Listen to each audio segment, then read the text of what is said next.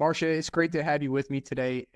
It's been a long time coming. I know, things are a bit jammed up on my schedule, but I'm glad you're with us because you and I had spoken before, and what you're doing, I think, is incredible and different in a way, if you never heard of it before.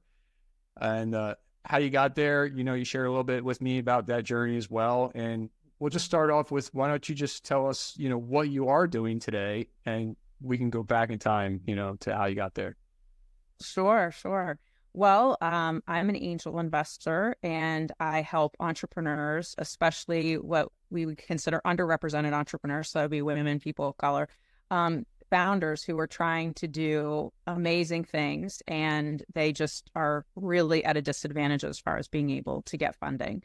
So back in 2012, I was invited to my first angel investing meeting. And I remember thinking to myself, what is angel investing? I don't even think I could define that for somebody.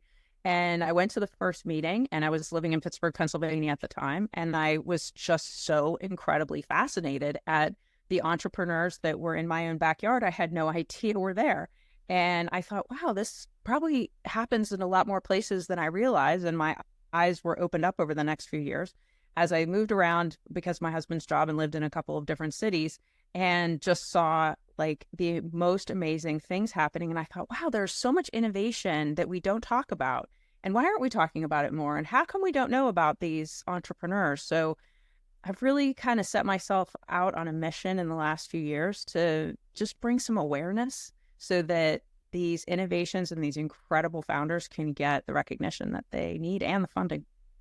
That's awesome. Yeah. So can you just tell us a little bit more detail about what it actually is? Sure. So, or back in the day, and I say that because 2012, while that wasn't very long ago, in angel investing world was an eternity ago because COVID actually made it so much, I shouldn't say easier, but a little bit easier for entrepreneurs to fundraise because of Zoom and how many things went online. The way that people used to think about angel investing would be if you were going to invest and investing as an angel, you're investing your own money into a private company that has some level of scalability. So we call it a startup, but really what that means is can they scale to a point where there would be some type of, we call it an exit or a liquidity event, like either the company gets sold or in some very rare cases, they might do a public offering, like IPO, go public on the public markets. But in this particular case, we're trying to get these companies to grow and scale. So that's what angel investing really is. So back in the day, we used to say that if you couldn't drive to see the company that you're investing in, meaning you couldn't go and have a meeting with the CEO and get home in time for dinner, you probably weren't investing in them. So it was very local and very regionally focused.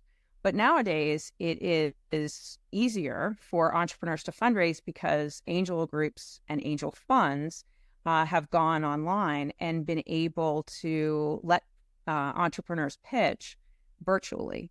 And that, I think, has opened up a whole new world for entrepreneurs because they used to have to actually travel to these different cities if they were going to see angels in different areas outside of their region. And that was just so taxing on the company, both financially and time-wise. And now it's just so much easier. So essentially, angels are putting in capital. So they're putting in their own money to try to help the company grow.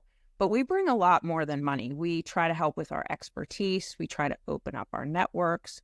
And we're really trying to say to this company that we are passionate about helping, like, what can we do in order to make it easier for you to be able to grow and scale your business? And what kind of doors can we open and how can we make the whole process easier for you?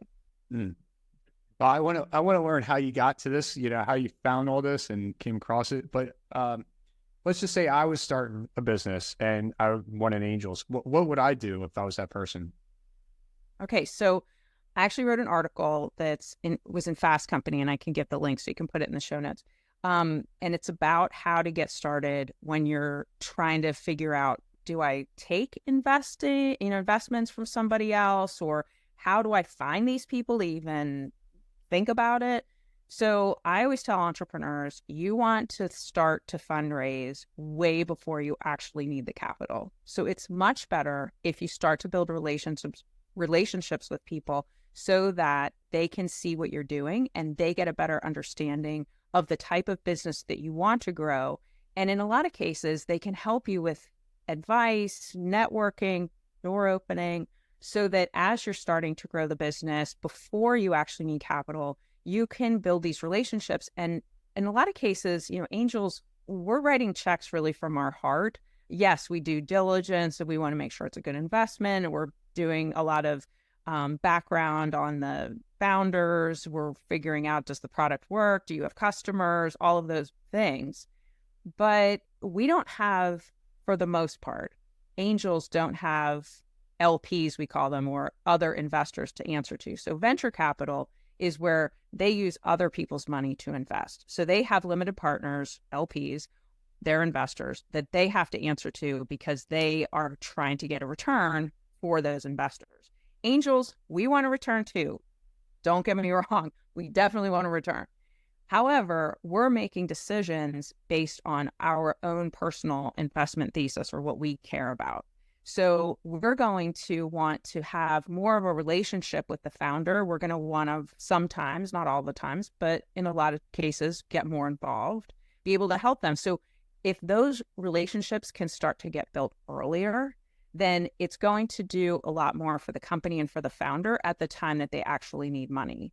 The biggest mistake I've seen entrepreneurs make, or one of the big mistakes, is that they'll go out seeking funding and they'll say, hey, I'm ready now for funding. I just built this great thing. I know I didn't tell anybody about it up until now. It's just been a total secret because I just wanted it to be perfect before I actually went and told any investor about it. But now the investors are kind of like, okay, so you built this great thing, but we don't really know you and we don't really know how you got here. If you had talked to us, 6 months ago or a year ago, we might have a better understanding. So if somebody's out there and they're thinking, hey, I have this idea or I've been working on this business and I'm thinking about taking in capital, I would really encourage them to start looking for those relationships early before they start to go and seek the capital itself. Interesting. So building the relationship part sounds like you're kind of both having the same vision for the business that you're creating. No way. I mean, I always tell founders to make sure that you don't take what I call drive-by advice. So I, as an investor, I'm not going to know an entrepreneur's business or the problem that they're trying to solve, this great solution that they're trying to come up with. I'm not going to know it as well as they do. Mm-hmm. So yes, I want to be a partner. I want to be an investor with them, but they're the ones who are the expert. So I always tell them, be cautious that you are really standing your ground on what you are believing in and what you really want to do, because if you don't, you could end up getting advice that might skew you a little bit. And does the person that's giving you the advice, do they really have the level of expertise? Maybe they do. And in a lot of cases, there are advisors in specific industries that I would highly encourage entrepreneurs to have in their back pocket, because those are the people that are going to help them grow the business if it aligns with their industry. But just because somebody has the ability to put in capital and to be an investor doesn't necessarily mean that they're an expert in your particular business. So I usually caution entrepreneurs, be careful, make sure that you stand your ground and know what it is that you really want for your business. Yeah. Is there like a certain industry or, a certain kind of, do you fund all these other businesses that are out there, or is there like limitations to it?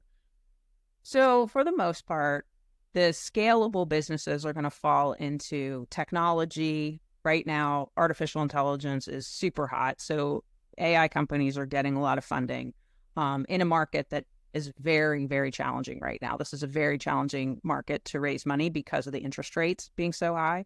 In the last 2 years, we've seen entrepreneurs struggle a lot with that. With the funding part, what we're trying to do is get them the funding that they need, but also in an environment that would mean that like a technology company, a life science company, maybe some type of healthcare company, sometimes consumer packaged goods can be scalable.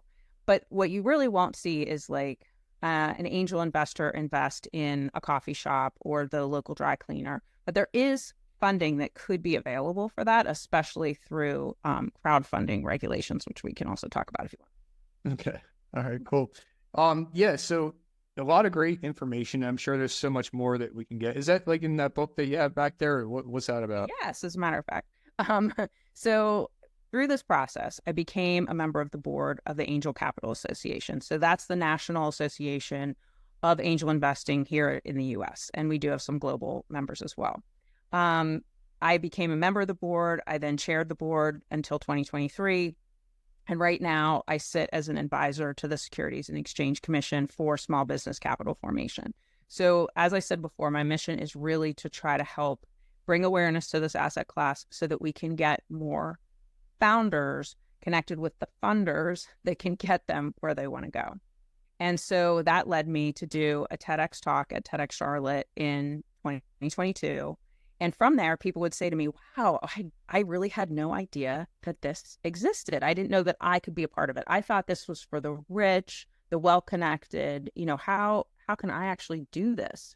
So I thought, wow, okay, we haven't really talked about this. And the regulations, because of the Jobs Act from 2012, the regulations in 2016 changed. So now pretty much anyone can invest in an early stage company for as little as $50 through equity crowdfunding. But this isn't something that we've talked about a lot because it really only happened about 8 years ago. And even though 8 years ago does seem like a relatively longer period of time, in this type of environment, that's pretty short. So bringing more awareness, letting people know that this isn't just for the rich and well-connected anymore. I thought, okay, how can I get this message out a little bit broader? And that's what led me to write the book, Do Good While Doing Well.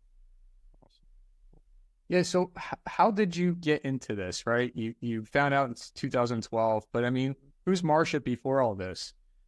Right. So I was in corporate America for about 17 years. I worked for Kaplan Education, and I did everything from sales and marketing for the first probably 10 years. And then I was in operations for about 7 years after that.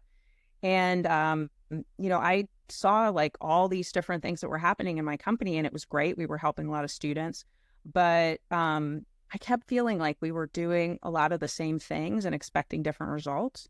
And when I went to the first meeting, angel investing meeting, I thought, oh my gosh, this is just so different. I had no idea this type of business, these types of businesses existed. I didn't know a lot about this very early stage thing. I was so used to being in a big corporation. And that's what really attracted me to it. So, it was 12 years ago. So over time, I just kept going to some meetings. I kept meeting entrepreneurs. Sometimes I would invest. But I also got to know more about funds. And to me, funds are a great way for people to invest because you can put in a little bit of money and get exposure to multiple companies because this is a risky asset class. In a lot of cases, they of our industry says that 10 companies, out of those 10 companies, 5 will likely go out of business. 2 or 3 will do okay, you'll get your money back and maybe a little bit of a return. And then 1 or 2 are going to do well enough to return most of the capital that you've put in, and then hopefully get, a nice return. The Angel Capital Association has done a lot of data research, and we have that on our website. And over the years, the average IRR on angel investing is around 25 to 27%. However, if you just picked 1 or 2 companies and said, oh, I'm going to be able to get, this great return on those companies, chances are that will likely not happen because it's a numbers game. You really need to have a diversified portfolio with multiple companies in order to kind of get those odds in your favor financially.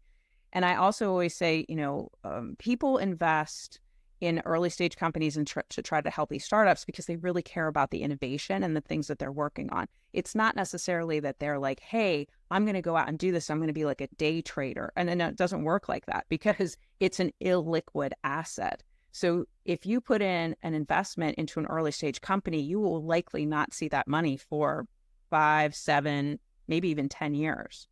So it's very important to diversify, and that's why I'm such a huge fan of funds. So what happens with a fund is you put in some money, and then the fund managers will actually spread or invest in multiple companies. So you could put in a little bit of money and have exposure to, let's say, 10 or even 15 companies just from that one investment. And to me, that's like, okay, now I'm starting to de-risk the asset class. And you just never know which company is going to do well, which company's not. What we had, of course, COVID happen, 2020. So that made it really challenging for a lot of businesses. There were some businesses that really thrived, but some had to pivot. They had to make changes. They ran out of money. They needed to recapitalize.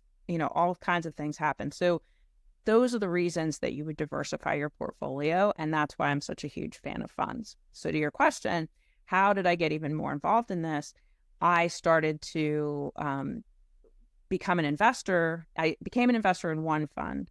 And then from there, I was asked to be on the investment committee for another fund. And then from there on, a couple of others as well. So to me, that is the way that you can help really get people to get into the angel investing game and into the world of it without necessarily saying, oh my gosh, you have to write all of these big checks to try to get exposure. If you tried to write a $20,000 check into 10 companies, that would take a long time to be able to do, because maybe, most people could probably at best write 1 or 2 checks a year if they hit the accredited investor definition, which is basically the SEC's like guideline for wealth and income of how you would become an investor. But it would take a long time to be able to do that. That's why I'm such a fan of these funds, because back in the day, so even back in 2012, it was still very challenging to find a fund where the minimum investment requirement was under $250,000. It was just a bar that almost nobody could hit unless you were super wealthy.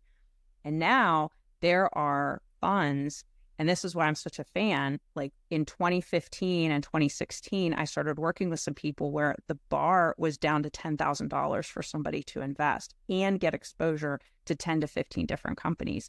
And so to me, that was like, okay, that can be more accessible to people. And that could be a way that people can get started in this asset class. So where do you go for these funds? The same location that we're talking about for investing? So finding an angel group or finding a way to start to invest in different entrepreneurial companies is what I usually suggest to people, is that they go to, just search and find whatever is happening locally in your area.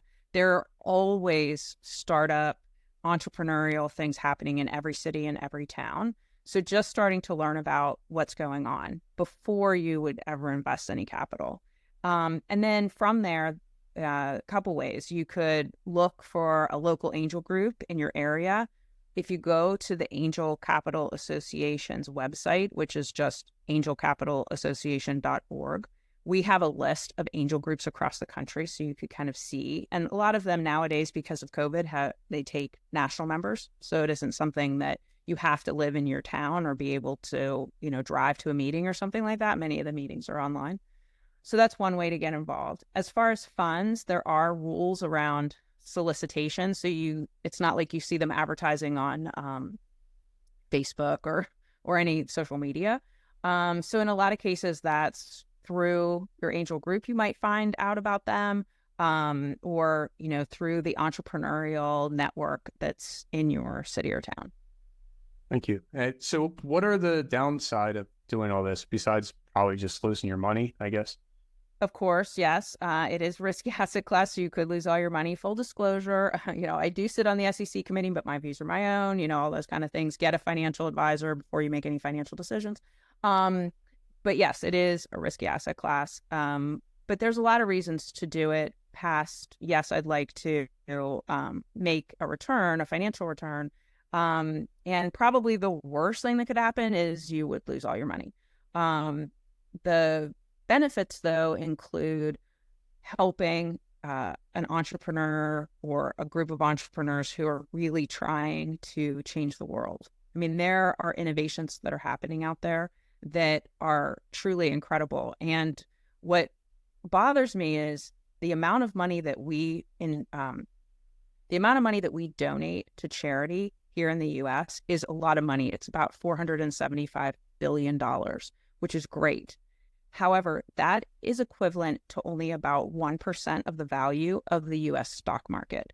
So there are for-profit companies that are doing a lot of things also. And some of the companies in the for-profit sector are small and they need help to grow. So if we think that we're going to have major changes and innovation and changes in the world happen because the nonprofits are going to take care of it, well, that's unfair to the nonprofits to put that kind of burden on them. So I'm certainly not saying that charities aren't wonderful and that we shouldn't still donate to charity. We absolutely should. But people need to realize that there are innovations happening out there in the for-profit sector that they can be a part of, and that they can help these entrepreneurs with more than just money. Yes, they need money, but they also need this expertise surrounding them. They need the networking, the doors to be open so that these innovations can see the light of day. What has bothered me the most, and the reason I'm so passionate about writing the book and doing all the things, and I have a podcast also called The Angel Next Door, is I'm really trying to get people to realize that you can be a part of this. And if you're not, you're going to start to see the innovations that we really want in the world just left on the cutting room floor. They're not going to be able to actually make it. Yeah. So this is a good thing. And I'll be honest with you, I never heard of it until we ran into each other on Facebook. Right. So I'm glad you're here to share all this information, and I'm sure there's so much more we could touch base on. But do you have any like success stories that you are able to share? Sure. So I'll tell you a success story and a kind of a colossal failure at the same time. So the very first two angel investments I made. Now, keep in mind, in the book, I actually tell people, like, you should take your time. You should look around. It's like, do not write a check at your first meeting. Don't do what I did. Okay. So I ended up writing, two checks to two different companies over a period of like 6 months. Those were my very first two angel investments. And the one, I was kind of enamored by the company. They had a cool product, and the founder was doing a lot of pitches, and he was winning contests and competitions. And I was like, oh, wow, this is pretty cool. Like, and people were starting to invest that were around me. So I thought, oh, okay. And it turns out that he pretty much just decided one day that he really wasn't that interested in continuing anymore. And he went and got another job. Now, I will tell you, I've only seen that happen that one time, but of course it happened in one of my first investments. So, that doesn't happen normally, but I was like, oh my gosh, like what just happened here? All of a sudden the CEO is just gone, So there was that. However, the other investment that I made, this is why you diversify your portfolio, was in a company where it did take 8 years, but in 8 years, we got 3 times our money. And because we held the stock, and I'm actually putting out a podcast episode about this very topic, it's called QSBS, and it's all the tax advantages that angels get. I won't go into for all your listeners with all the details. However, the good news is that there is a tax code out there that if you hold a stock in a private company like a startup and you're an early investor, after a 5-year holding period, which I did hold it for 5 years, you do not have to pay any tax, no capital gains tax on your gain. So not only did I make, 3 times my money, I was able to not pay taxes on that. And the reason why the IRS does this and that Congress passed this type of a law is because the Congress wants to incentivize small business formation in the country. It's where all our jobs are created and all these wonderful things happen in entrepreneur land, right? So what they did is they basically said, look, we're going to put these tax incentives there because we want you as an investor to take that money and reinvest it back into the community and back into another entrepreneur. And I will tell you, I absolutely did that as soon as I saw, like, wow, I got this return. This is awesome. And I don't have to pay any capital gains tax on this. I'm absolutely going to do exactly what Congress wanted, which is put this money back into other startup companies. And those are the things that, to me, like really fuel the overall economy of keeping that engine going, because, here in America, that's what we're all about is, being able to be creative, being able to start a company if you want to, and have that company grow. But you have to have the right support and the right financial system around you too. Yeah. So where do you see this going? Where do you see you assisting and helping other angels and stuff and investors do this? Yeah, so I've talked to several fund managers. There's a lot of people out there who are trying to raise funds right now so that then their fund can invest into startup companies. I've talked to several entrepreneurs who have told me, oh my gosh, there really isn't a book like yours out there, because a lot of the books are like how to be an angel investor. Well, who would pick up a book on how to be an angel investor if they have no idea what angel investing is, and they don't think that it like applies to them? So I'm trying to demystify that with this Y2 book. So I really don't have a lot in the book about how to be an angel investor so much. It's more about why and how you might get started. I'm kind of going way back to the beginning. And I really think, and I'm here, this is the feedback that I'm getting from entrepreneurs and fund managers, is they are so thrilled because they don't want to keep explaining it to people. Like if they find somebody who's like, hey, I'm interested in what you're doing. Oh, you're raising a fund to help female founders. That's cool. Wait a minute. What does that mean? And how would I get involved in that? And wait, I don't really understand. So they could literally be like, here's Marsha's book and you can read this and it'll demystify all of the things like, what does it even mean to be an angel investor? Who does it? Why would you do it? A lot of things people don't think about is, I get access to people that I don't normally get access to, which is cool. Like my husband is a huge golfer and he gets to meet a lot of different people because he plays golf. And I thought to myself one day, I'm not really that annoyed that you're playing golf, although I have no idea why it has to take so long. But wow, you come back home and you tell me about these people that you got to meet, and I don't get to meet those kind of people. So where's my golf course? And angel investing actually became one of those things because I thought, oh, I'm getting to know people that I would not normally get to meet because they just weren't in my industry. Most of the people I knew were in education because that's the industry I worked in.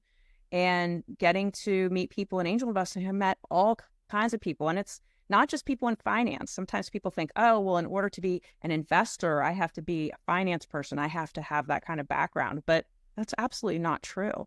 I mean, everybody has some level of expertise that they could bring to a startup. And a lot of times startups also need cheerleaders. They need people who can help them, who can be supportive, who can help be their customer, help them by liking their social media posts. All kinds of things can be helpful to an early stage business. And I just want more people to realize that they can be a part of it in some way, shape, or form. And it doesn't even mean that they have to put in money. Yeah. And it could be as little as $50, I think you mentioned, right? Yes. So in 2016, the rules changed so that equity crowdfunding was allowed, which basically means it's a little bit like Kickstarter or Indiegogo, where you might have seen where somebody would try to say, hey, here's my product and you can buy it early and you can get a t-shirt with it or whatever, but you're going to have to wait for it. It's a little bit like that, except equity crowdfunding now is where you would invest a little bit of money and you would get a small piece of ownership in the company. Now, in some cases, $50 would probably get you a very, very, very, very, very tiny piece. But it's still something that is now allowed. The other thing that's interesting about crowdfunding is there's debt crowdfunding also. And debt crowdfunding is great for maybe a coffee shop or the dry cleaner. They don't need a ton of money, but they do need a little bit of money so that they can get their business off the ground. And the local community can really get behind that because they want to see the coffee shop and the dry cleaner thrive too. So that type of thing you can raise as an entrepreneur. You could raise, a small amount of money. And when I say small, maybe, a couple tens of thousands of dollars. When in startup world, they're usually raising hundreds of thousands or $1 million or $2 million. So with debt crowdfunding, you can do a smaller amount, but you're going to pay it back over time, just like you would another type of a loan. However, the money, especially if you can't get money from a bank, could be more accessible because the local community is going to get behind you. Yeah, that's cool. I like that. I'm glad they able to bring that up. Yeah. So what's the best way for somebody to reach out to you or find more information about everything we just spoke about? Yeah. So on my website, it's pretty much all the things, the book, the podcast, and, they can reach out to me on LinkedIn. That's usually where I am probably the most prevalent. But in September of this year is when the book comes out. And then there'll also be a workbook that will accompany it, which is almost done. Cool. Yeah. So I have a question to ask everybody at the end, and it's, what are 3 key things you've learned and used along your journey? 3 key things. Okay. So being resourceful, I think, is one thing that has been extremely handy in a lot of ways. And when I say resourceful, I'm thinking like, how can you work with whoever it is that you're working with, or whatever project that you're working on? How can you make it so that you can be more strategic about it? And I like to say this to entrepreneurs, especially because sometimes I'll hear from entrepreneurs and they'll say things like, oh, I really need this capital. I need it right now. But I always say, well, wait a minute. What if you couldn't get it right now? What are the resources that you could use in order to make that happen? Right. So I'm always thinking like 2 steps ahead. Like, what else could I do? So that would be one. And then I would say that, the whole idea of networking has been such an eye-opening experience for me, especially in the last couple of years, because like I told you with the whole golf course story, like, how can I leverage the people that I'm meeting and kind of build those relationships and build those connections early and often so that we're on the same page. I've met so many different people, and I always encourage entrepreneurs, to do the same thing. And I would say third, I